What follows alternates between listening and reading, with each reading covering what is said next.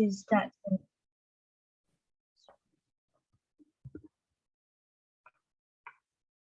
Okay, well, welcome everybody to this virtual presentation. So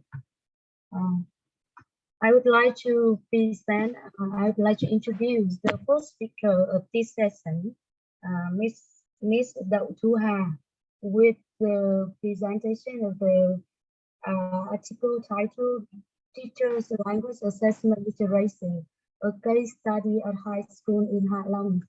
So firstly, I would like to have some words related to her bio data.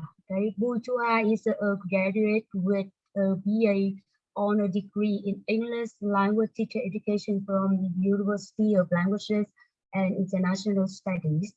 At school, she received several accolades for her academic performance, including the Excellent Student Achievement as well as the consolation prize in the student research competition at the faculty level in 2018. Ha is currently a rising graduate student in the Master of Education program at the University of Western Australia. She was accepted to a total of 10 top schools in the UK and Australia, having received various scholarships, most notably the Griffith Remarkable Scholarship and University of Western Australia Global Excellence Scholarship. Her research interests include language testing and assessment, information and communication in language teaching, and teacher professional development. And now, welcome, Haj, and your stage is yours now. The stage is. Yeah, okay. Thank you, Ms. Hank. So thank you for that lovely introduction. So Ms. Hank, could you please let me share my screen because I made some, yeah. Okay. Thank you. Right. Okay.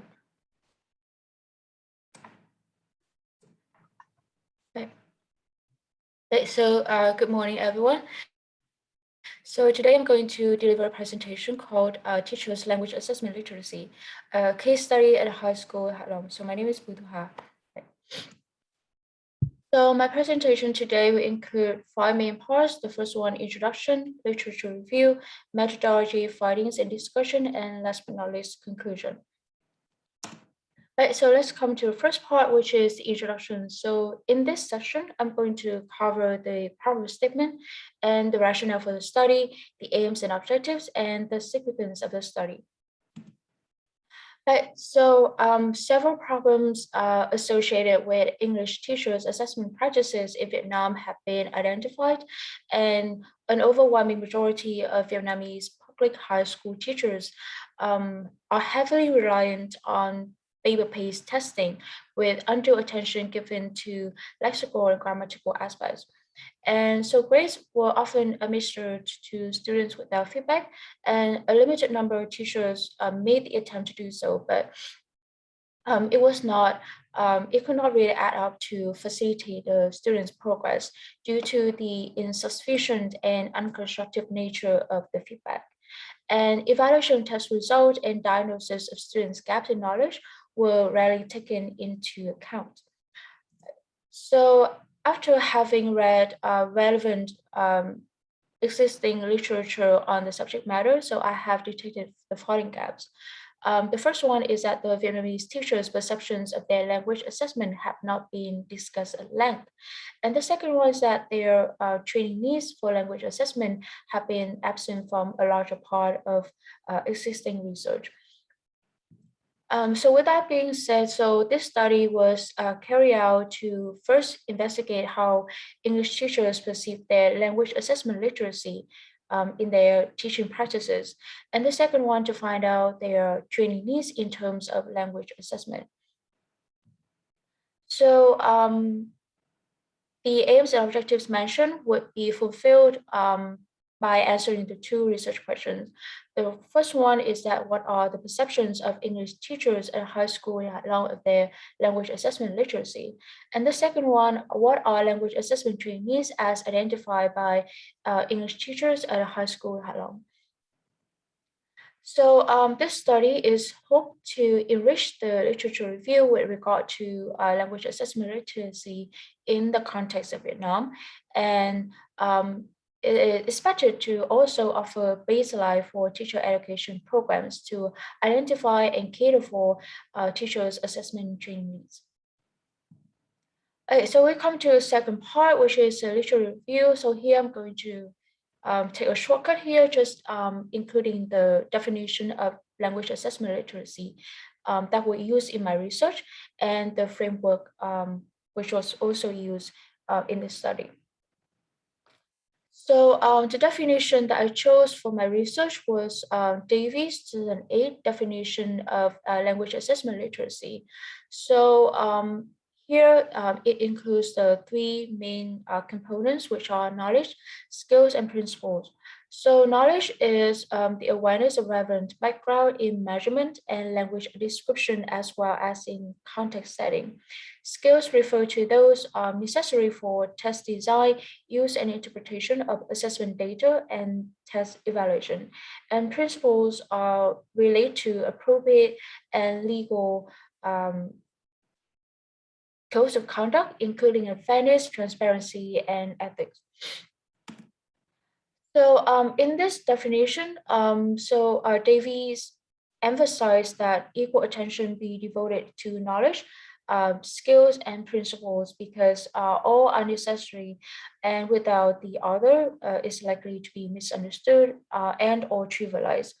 And given the comprehensiveness of this definition, and also its high credibility, so this definition was used throughout my whole research. And building on Davies' definition, so Giardo's 2018 proposed a list of 8 dimensions of language assessment literacy, including, again, classified under 3 components: knowledge, skills, and principles. So knowledge include awareness of applied linguistics, of theory and concepts of language assessment context. And skills encompass instructional skills. These are skills for language assessment, skills in educational measurement, and technological skills. And principles include the awareness of and action towards critical issues in language assessment. Okay, so next we come to the third part, which is the methodology. So here I'm going to cover the research design, the participants, the instruments, and the procedures. So the study employed a qualitative approach via interviewing. And so far in the teachers from a high school HALONG, they were invited to participate in this research, given the diversity in their academic and professional profiles, as can be seen in this table. Right, so for the first part of the interview guide, so it was developed using the Giardo's 2018 framework of language assessment literacy. So the interview questions were framed around knowledge, skills, and principles from question 1 to question 10. And the second part of the interview was to collect data about teachers' perceived training needs in language assessment. So for question 11 and 12, asked about received training, teachers received training, the previous experience with language testing and assessment during their pre-service and in-service education. And the last 2 questions was centered on the 3 major categories of trainees: classroom-focused language testing assessment, purposes of testing, and content and concept of language testing and assessment. Okay, so regarding the procedures, so first of all, about the data collection. So the invitation letters were sent to the 5 mentioned teachers, and so the interview time place were decided at their own convenience.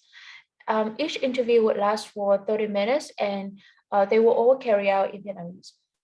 So at the beginning of each interview, so the researcher would deliver a brief summary of the study as well as an outline of the interview scheme. And the interviews were subsequently voice recorded.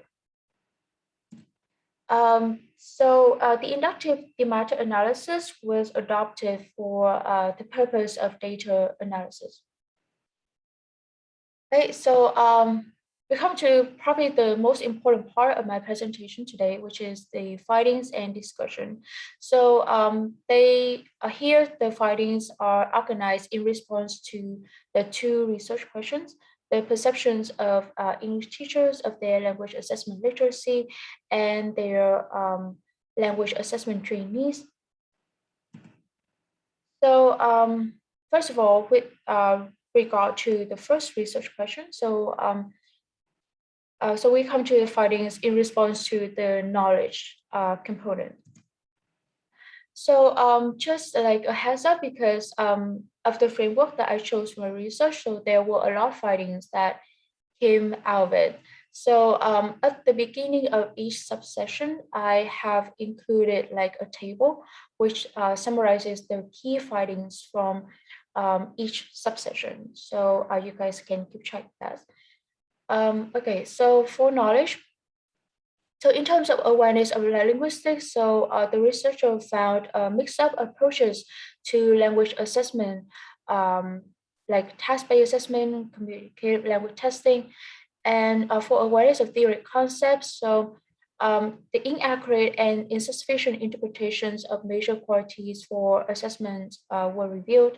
And last, for awareness of language assessment context, so the guidelines and policies set by the MOAC and the National Foreign Language Project 2020 were claimed to be very influential.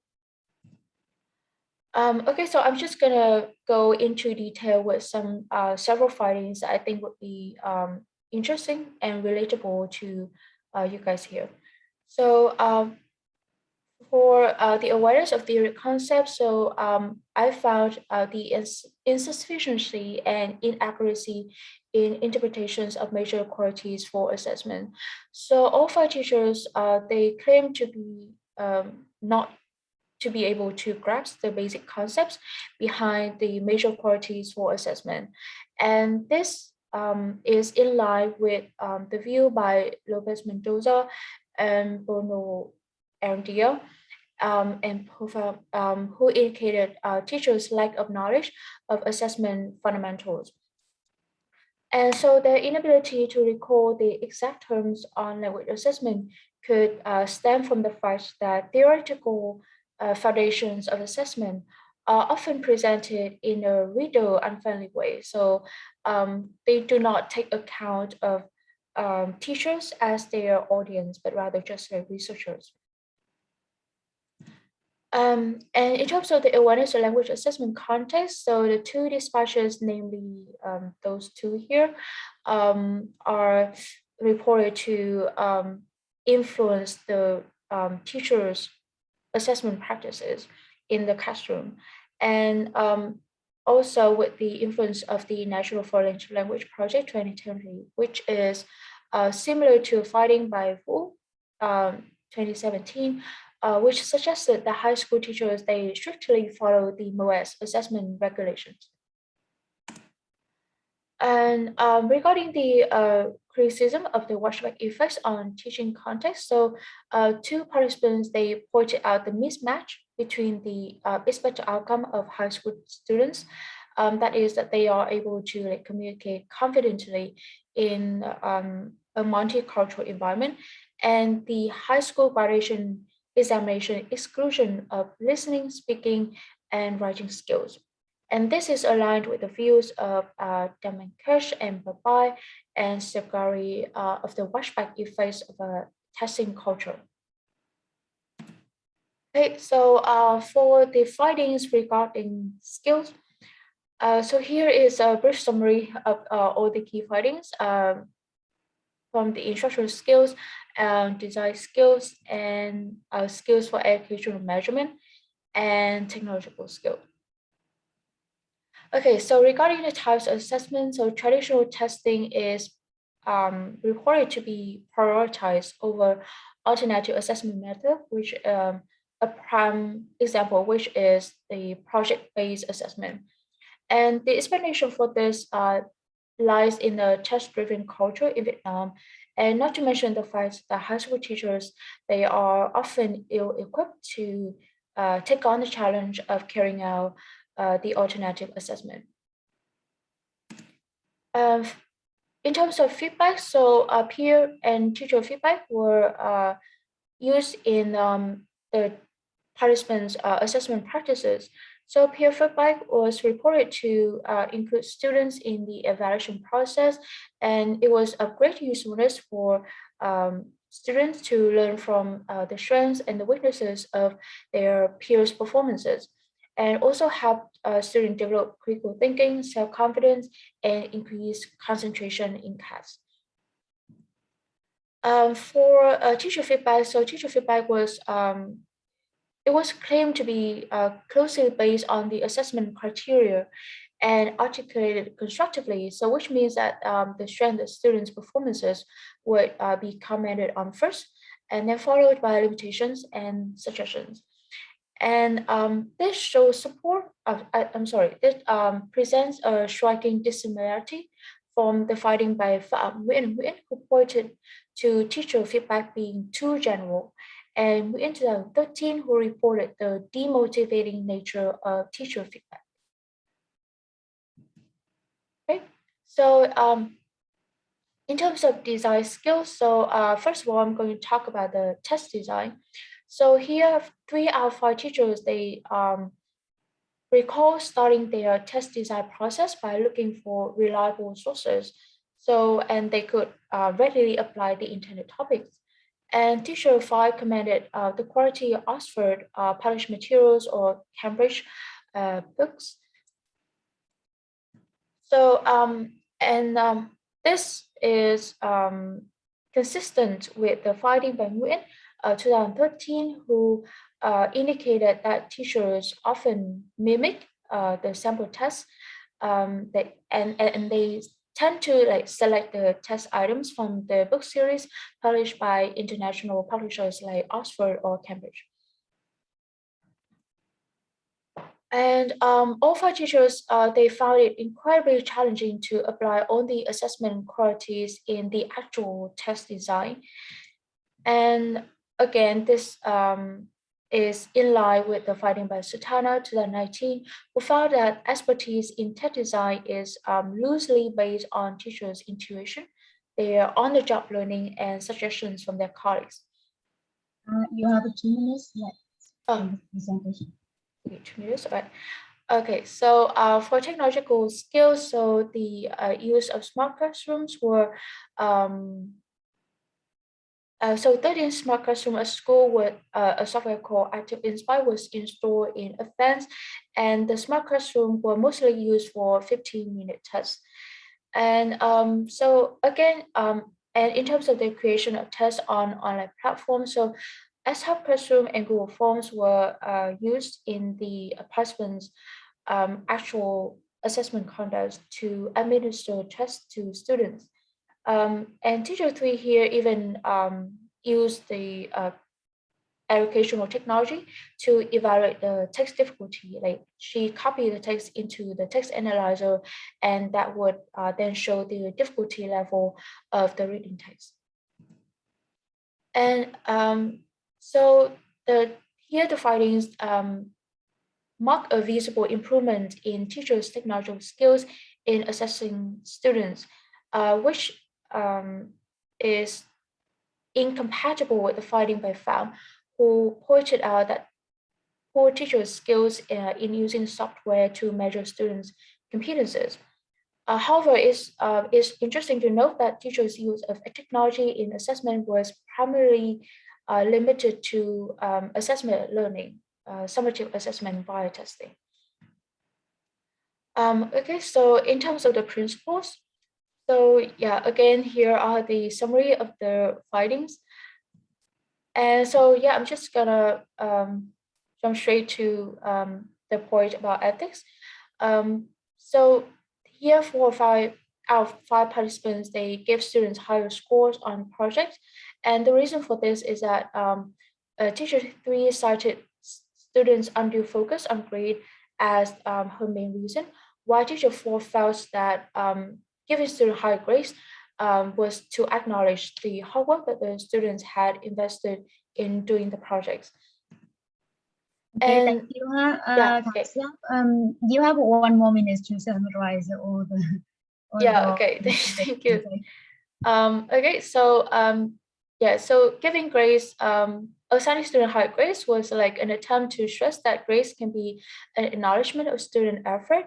However, it might come at the expense of ethics because the decision to conflate effort and achievement is open to question and also raise concern over the issue of school pollution. That means that students' grades are now just like a reflection of their effort rather than their true mastery of the subject matter and nothing else. Okay, so yeah, so here is the findings about transparency. So Thank you. yeah, So okay, thank you. I guess at times that because we need to give some time for audience to have some Q&A. Yeah. Okay. So thank you very much. It's a very interesting topic, and I can see that there are a lot of meaningful implication, not only in terms of the body of literature, but also in terms of practical fields. So now I would like to invite questions from audience, from the listeners, for her. If anyone in this room have any question to our speaker, you might want to type the answer in the chat box, or you might want to turn on the micro and then ask her face to face. So, Mr. Guan. Okay, so while we are waiting for the participants to give you some question, I would like to ask you about the inspirations that where did you take the inspiration from to conduct this research, and how significant it is to the field? I mean, especially T-zone. Okay, so thank you for that question. So actually, this research was conducted as my graduation thesis, and so I was just like scrolling through some like possible sources for to kind of like do my research on, and I came across this study of language assessment literacy, and I thought it was really interesting because I'm well aware that language assessment is like a really critical field in teaching English as in TESOL. And so the concept of language assessment literacy was not really like deeply explored in the existing literature, especially in the context of Vietnam. And I always wanted to do something that is kind of like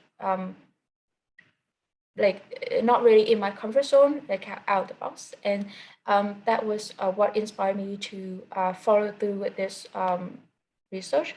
And so, as I mentioned before, the significant study is hoped to like make some significant like worthwhile contributions to research on language assessment literacy, and specifically in the context of Vietnam.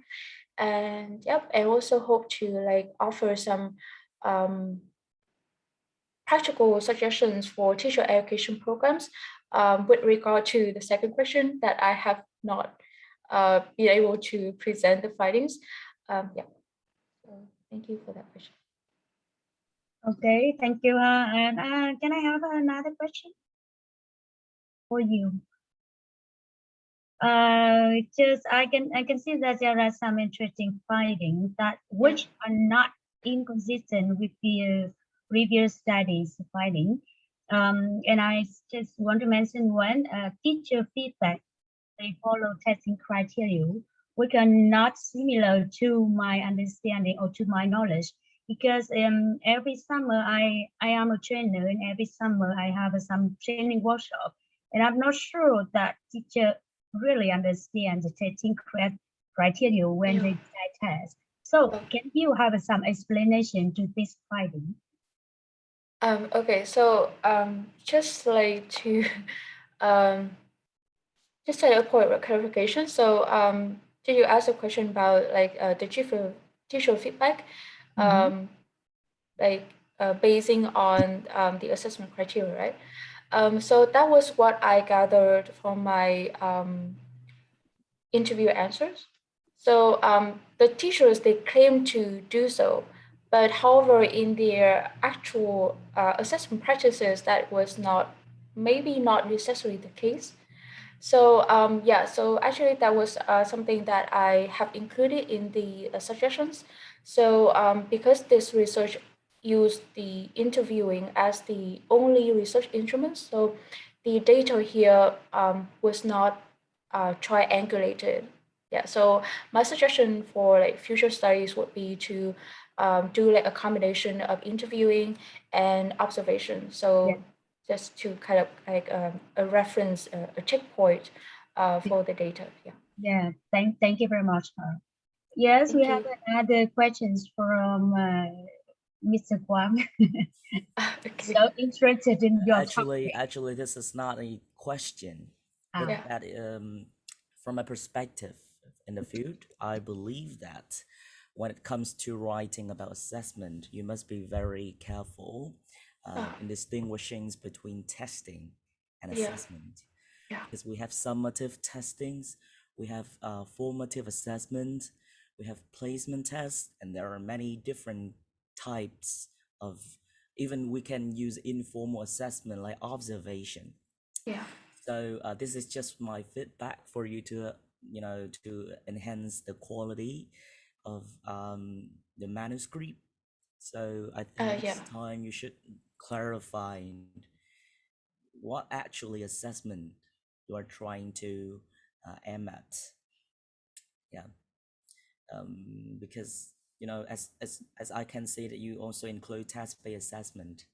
But is that the end of test assessment, or is that the observation of the teacher to assess the student informally during the time that they do the test? So be specific, be more specific, so that you can increase the replicability of your research, mm, and other researchers can apply it into their teaching and their yeah, Yeah. research. and you can develop this to a paper to be published in the prestigious journal. That's nice. Thank That's you. nice. Very, Uh, very nice.